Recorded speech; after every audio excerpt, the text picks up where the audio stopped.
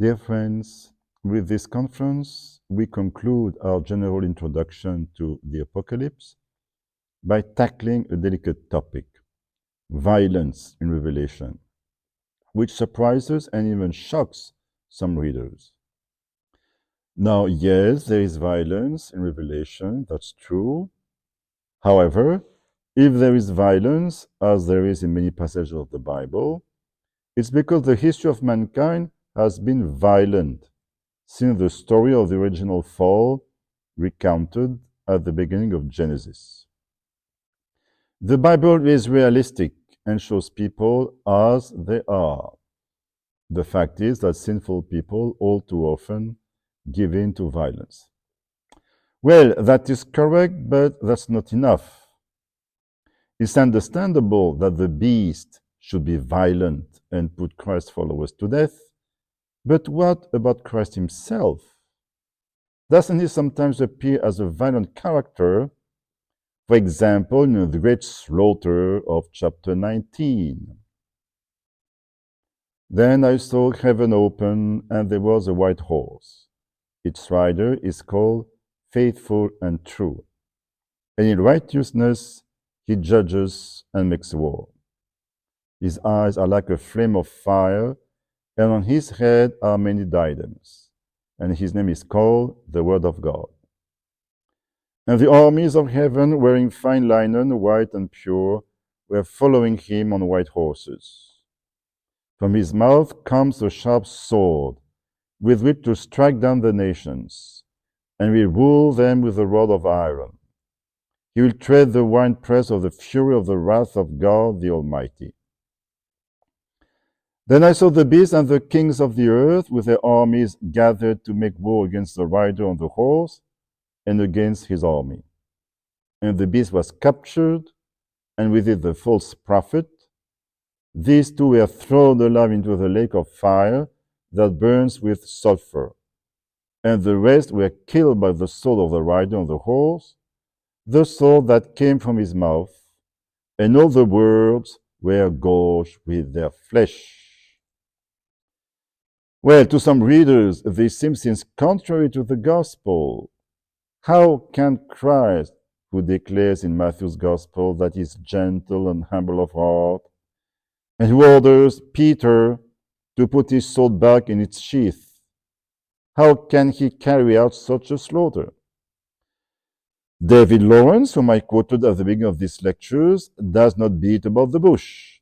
He says, just as inevitably as Jesus had to have a Judas Iscariot among his disciples, so did there have to be a revelation in the New Testament. So, for Lawrence, Revelation betrays the authentic message of the New Testament. That's not an isolated judgment. Jung, the famous psychoanalyst, saw in the scenes of violence in the Apocalypse the explosion of negative feelings repressed and accumulated long ago. I quote him. These negative feelings, having completely disappeared from the surface of the conscious mind, nonetheless continue to gnaw and ferment under the cloak, and over time, create a highly ramified network of resentments and thoughts of revenge, which finally explode in the conscious mind in the form of a revelation. The result is a frightening picture that clashes head-on with all the images of Christian humility, patience, love of neighbor and enemies, of a loving Father in heaven, and a Son who saves and redeems mankind. It's a veritable orgy of hatred, anger, appetite for vengeance, and blind frenzy of distraction, culminating in a fantastic heap of images that are awe-inspiring. Now, the difficulty is real, but this negative interpretation is a total misinterpretation. The main criticism that we can level at it is this: forgetting that the language of the Apocalypse is symbolic and taking literally what are merely symbolic images.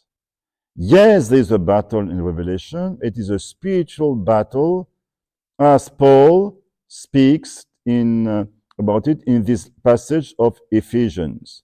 Put on the whole armor of God so that you may be able to stand against the wiles of the devil. For our struggle is not against enemies of blood and flesh, but against the rulers, against the authorities, against the cosmic powers of this present darkness, against the spiritual forces of evil in the heavenly places. Therefore, take up the whole armor of God so that you may be able to withstand on that evil day, and having done everything, to stand firm. Stand therefore and fasten the belt of truth around your waist. Put on the breastplate of righteousness. As shoes for your feet, put on whatever will make you ready to proclaim the gospel of peace.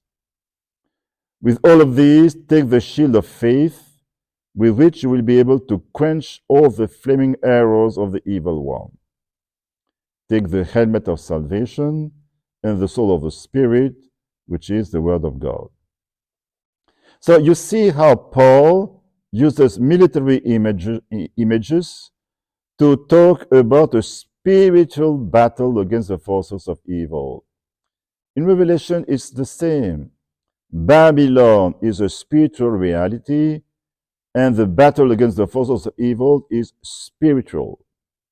We should therefore interpret the military images in the Apocalypse in this way, including the slaughter in chapter 19, which, as we shall see in due time, has a very different meaning from what we usually think.